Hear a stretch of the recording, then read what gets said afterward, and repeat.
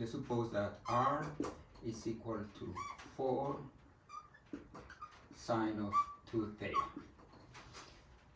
Then what we should do first is to do the graph of this function, but let's do it in Cartesian coordinates so that we get a reference, so that we get the exact relation between the theta and the r. Since in this case omega is 2, then the period of this function is 2 pi over omega, which is pi. It means that this function, when it goes from 0 to pi, when theta goes from 0 to pi, we have the whole period, and this is pi over 2, this is pi over 4, 3 pi over 4. The function sign starts at 0, and here we have a 4 and a negative 4. Every quarter of a period, the function changes one amplitude. Then this function goes like this. This one goes here. Now, let's plot the points that goes with these relations of theta and r. To do that, we assume that we have, here is the pole axis, right? This means this corresponds with theta equals 0. This corresponds with theta equal pi over 2.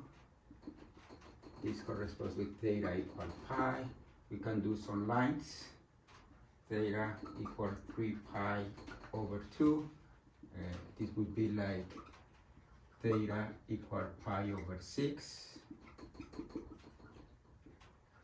Theta equal pi over 4. It will be theta equal pi over 3. And we can keep going like this. But then here it means that when theta is 0, r is 0, that means that we are at this point. When theta equal pi over 4, that means along this line, the r is positive. That means that we go in this direction and we go 4 units. 1, 2, 3, 4. That means that this point is there. Notice that between 0 and pi over 4, the r just start increasing. That means that between 0 and pi over 4, the r is increasing. That means that we end up with something like this. And then from pi over 4 to pi over 2, this is pi over 2. Then from here to here, for these angles, the r goes from 4 into 0. And it will go back from 4 to 0. And then it goes here, it goes back to 0. Now, from pi over 2 to 3 pi over 4, 3 pi over 4 is here. Then when theta takes these values, notice that the r is negative. That means that to plot the point, you don't go in this direction, but you go in the opposite direction. Then you end up with some points that are in this piece, because for these values of theta, the r is negative. And we notice that from theta equal 3 pi over 4, here would be r equal 4. But since r is not 4 but negative 4, that means that we end up here in this point. 1, 2, 3, 4. That means that it goes like this.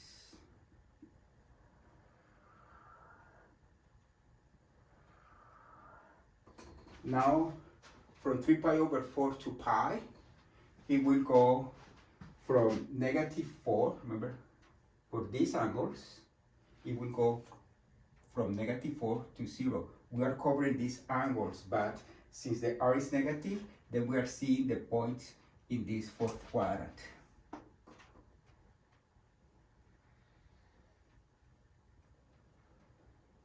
What happened when theta is between pi and 3 pi over 2? I just need to continue this graph. Here is 2 pi, here is half. This will be 3 pi over 2. And the graph will continue like this. Like this. are like this, and this is 5 pi over 4. Then when theta goes from pi to 5 pi over 4, means when theta is in this piece, the r is positive. That means that we will be seeing some points in this part. At pi is 0, and at 3 pi over 4, at 5 pi over 4, we have the r is 4. 1, 2, 3, 4. Then the graph goes like this. And from 5 pi over 4 to 3 pi over 2, for these values, the r is positive, and the r goes back to 0.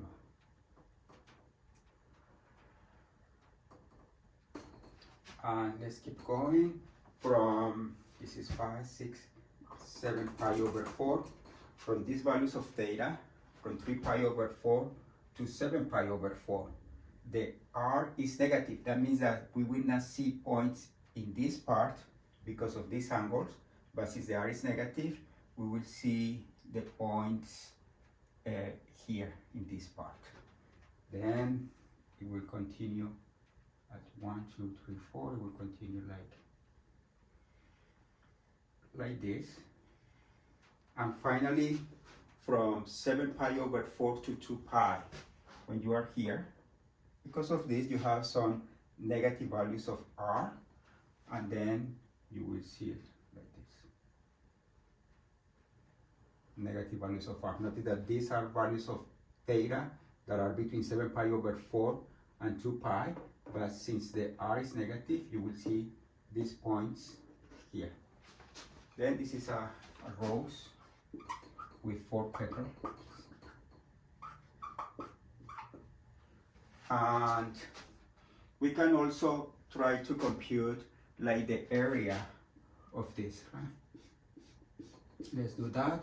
Remember that the formula for the area is the integral from a to b of 1/2 r squared d theta. In this case, to cover this, we need to go, the theta needs to go from 0 to pi over 2. Then it would be the integral from 0 to pi over 2 of 1/2. I erase the r, but we have the r is 4 sine of 2 theta.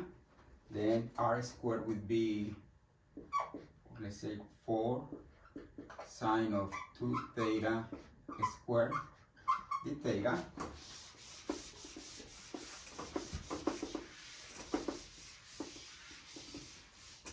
And this is equal 4 times square is 16 divided by 2 is 8 times the integral from 0 to pi over 2 of sine square of 2 theta d theta.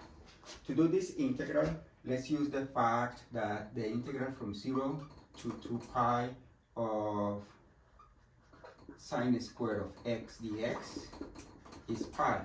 Also, we have that the integral from 0 to pi of sine square of x dx is just pi over 2. Let's use that. Then let's do a u substitution. If we make u equal to 2 theta, then du is 2 d theta. Then this is like 4 times 2 d theta. Then this will be 4. The integral from 0 when theta is equal to, when theta is pi over 2, u is 2 times pi over 2 is pi. Then we get sine square of u du, but we know that this integral from 0 to pi of sine of a variable d variable is just pi over 2, and this is 4 times pi over 2, and then this area would be 2 pi. We can also try to find the length of this petal. To do that, we use this formula. The length is the integral from a to b of the square root of f of theta squared plus f prime of theta squared d theta. Notice that this is my f of theta. And if that's my f of theta, then we have that f prime of theta is equal to a times cosine of 2 theta. And then we will end up with the integral that we are covering this length. We want to find this length. It will be from 0 to pi over 2 of the square root of f of theta would be 16 sine square of theta, sine square of 2 theta, plus 64 cosine square of 2 theta, and this time we're just going to leave the answer like that. Okay, this is just one example of how to do graph in polar coordinates, how to compute the area, and how to compute a length.